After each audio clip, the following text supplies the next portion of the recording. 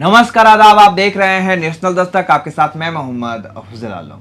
उसूलों पर जहां आँच आए तो टकराना जरूरी है, अगर जो जिंदा हो तो जिंदा नजर आना जरूरी है।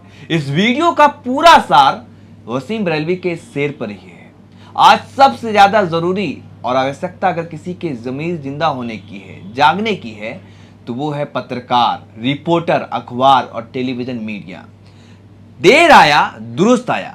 आज एक सीनियर रिपोर्टर की जमीर जिंदा हो गई। जी हाँ, आज हम आपको जो दिखाने जा रहे हैं, जो बताने जा रहे हैं, जो समझाने जा रहे हैं, उसे देखकर आपके भी आंखों में आंसू आ जाएगा, आप भी इमोशनल हो जाएंगे।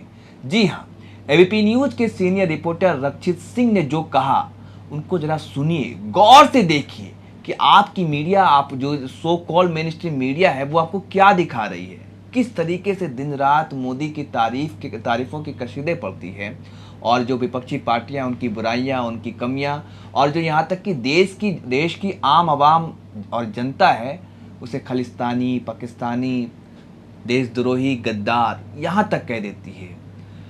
एबीपी न्यूज के सीनियर रिपोर्टर जिनका नाम है रक्षित सिंह, उन्होंने भरे मंच से, मेरठ के किसान महापंचायत में भरे मंच से ये कहा कि हमें बोलने नहीं दिया जा रहा, हमें सच दिखाने ही नहीं दिया जा रहा है। मैं ऐसी नौकरी को लात मारता हूँ। 12 साल का एक्सपीरियंस है, 12 साल से वो रिपोर्टिंग कर रहे हैं, पत्रकार हैं।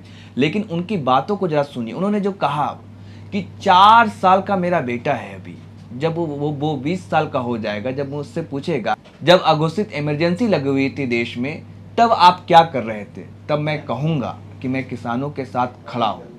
12 लाख का पैकेज था, यानी प्रति महीने उन्हें 12 लाख रुपए सैलरी मिलती थी। लेकिन उन्होंने कहा कि मैं छोड़ता हूँ, त्यागता हूँ।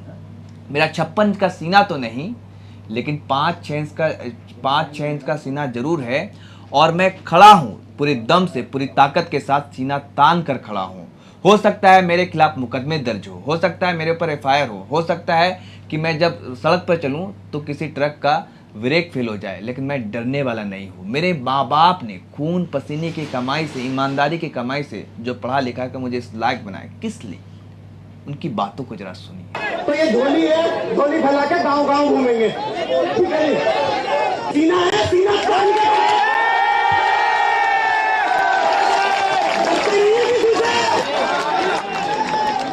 डरते नहीं है, आजाद का है। लेकिन रास्ते में दूसरा भी ख्याल आया कि जब ये 20 साल का होगा और पूछेगा कि जब अघोषित इमरजेंसी लगी हुई थी तो बापू तू कहां खड़ा था, मैं कहूंगा सीना। तो सुना आपने, ये है एक ईमानदार पत्रकार रक्षित सिंह, जिनकी जमीर जिंदा हो गई। उन्होंने कहा कि मैं इस फैसले को लेने में मुझे 3 महीने लगे कि मैं करूं तो क्या करूं। मेरा छोटा बच्चा है 4 साल का, उसकी स्कूल की फी कैसे भरूंगा, और मैं अकेला लड़का हूं घर में कमाने वाला, मैं क्या करूंगा। ये सवाल मेरे मन में थे। मैं बहुत ही परेशान था पिछले 1.5 महीने से, मतलब 1.5 महीने से वो बहुत ही चिंतित थे, परेशान थे, हैरान थे। अगर कुछ नहीं होगा तो अंत में मैं झोली फैलाकर भीख मांग लूँगा, लेकिन मैं अब झूठी और दलाली नहीं कर सकता। जिस तरीके से किसानों को बदनाम किया जा रहा है, और यहाँ तक कहा जाता है कि कम भीड़ दिखाओ, कमियाँ गिनाओ, ये कहा है रक्षित सिंह ने जब इस्तीफा उन्होंने देते हुए, जब किसान भरी मन से ये कहा। अब क्या रूबिका लियाकत हुंकार भरेंगी? क्या रूबिका लियाकत वही टॉनिक पिलाएंगी कि कौन सा टॉनिक लेते हैं मोदी जी, आप थकते नहीं हैं? क्या वो पूछेंगी, वो दिखाएंगी, जो कहती हैं कि सच दिखाते हैं हम। जी हाँ, सच दिखाते हैं। और जिस तरीके से पत्रकारों के साथ जो हाल हो रहा है, एबीपी न्यूज आपको रखे सबसे आगे। जी हाँ, ये एबीपी न्यूज का टैग लाइन है। क्या अब एबीपी न्यूज ये बताएगा कि आखिर उसके रिपोर्टर ने ये क्यों कहा? अब तक आपको जो दिखाया जा रहा था, जो बताया जा रहा था, जो समझाया जा रहा था कि किसान खालिस्तानी है, देशद्रोही है, और मुसलमान जो सीए के खिलाफ प्रदर्शन कर रहे थे वो पाकिस्तानी थे, देशद्रोही थे, गद्दार थे। हर रोज ये मीडिया जो खेल कर रहा है देश में, देश के साथ जो जिस तरीके से नाइंसाफी, हर रोज ये मीडिया जिस तरीके के साथ देश के आम नागरिकों को, आम आवाम को, एक्टिविस्टों को देशद्रोही, गद्दार बता देता है। 22 साल की दिशा रवि, जी हाँ 22 साल की क्लाइमेट एक्टिविस्ट, उसको जेल जाना पड़ता है। और नवदीप कौर, मनदीप पूनिया, ऐसे कई नाम हैं, कई जो युवा पत्रकार हैं उनको जेल में ठूस दिया जाता है सरकार के बोलने के खिलाफ, सरकार से सवाल करने के खिलाफ। अब सवाल यही बनता है कि क्या ये पत्रकार, ये जो एबीपी न्यूज़ है, आज तक है, रिपब्लिक भारत है, क्या अब दिखाएगा ये खबर कि एक पत्रकार जिस खुले मन से ये कहता है कि मैं ऐसी नौकरी को लात मारता हूँ, मेरे माँ बाप ने क्या इसी दिन लपलाया था। इस पर मार्मिक ट्वीट करते हुए एक अपील किया है विनोद कापड़ी ने कि यार अब तो मान जाओ, अब तो देख लो, तुम्हारा काम है पत्रकारिता करना, सताए हुए, दबाए हुए और उत्पीड़ित लोग, जो पीड़ित लोग हैं उनकी आवाज़ बनना, जन सरोकार के मुद्दे को उठाना, ना कि इस तरीके से एक सरकार के लिए काम करना। जरा उनकी बातों को सुनिए। मुझे अभी अभी रक्षित सिंह के इस्तीफे के बारे में पता चला, एक जर्नलिस्ट जिन्होंने अभी इस्तीफा दिया और सिर्फ ये कहकर कि वो सच नहीं दिखा सकते, और रक्षित को लगता है कि सच नहीं दिखाना भी एक बहुत बड़ा अपराध है और सच नहीं दिखाना भी झूठ का साथ देना है। रक्षित ने जैसी रीढ़ दिखाई उसके बाद कई सारे सवाल मन में हैं और कई सारी बातें मन में हैं जो मैं अपने तमाम मीडिया के दोस्तों से कहना चाहता हूं कि रक्षित का भी परिवार होगा, रक्षित के ऊपर भी जिम्मेदारियां होंगी, रक्षित के भी माता पिता होंगे, रक्षित की भी ईएमआई होगी, रक्षित को भी अपने भविष्य के बारे में वो चिंतित होगा। लेकिन उसके बाद भी रक्षित ने इतनी हिम्मत क्यों दिखाई? मेरे मीडिया के दोस्तों को ये सोचना होगा कि जब आप रोज सुबह से लेकर शाम तक झूठ दिखाते हैं, सच नहीं दिखाते हैं, तो आप बहुत बड़ा गुनाह करते हैं। और आज उस रक्षित ने आपको मौका दिया है सोचने का, समझने का।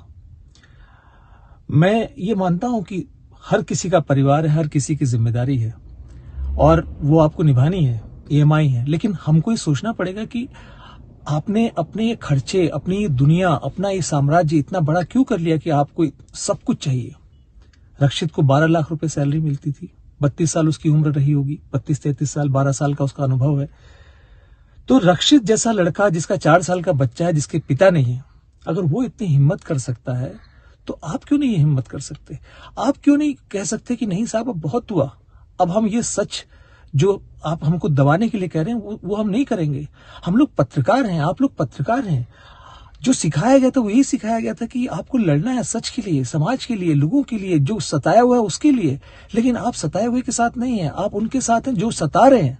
तो सोचिए यार, अभी भी वक्त है। रक्षित ने आपको एक रास्ता दिखाया है। ये वरिष्ठ पत्रकार विनोद कापड़ी थे जिन्होंने अपने पत्रकार साथियों से अपील की है और साथ ही साथ जो साहसी कदम उठाया है रक्षित सिंह ने, उनकी तारीफ भी करते हुए कहा है कि कम से कम अब तो ज़मीर जिंदा कर लो, आपके साथी ने दिखा दिया, जो होगा देखा जाएगा।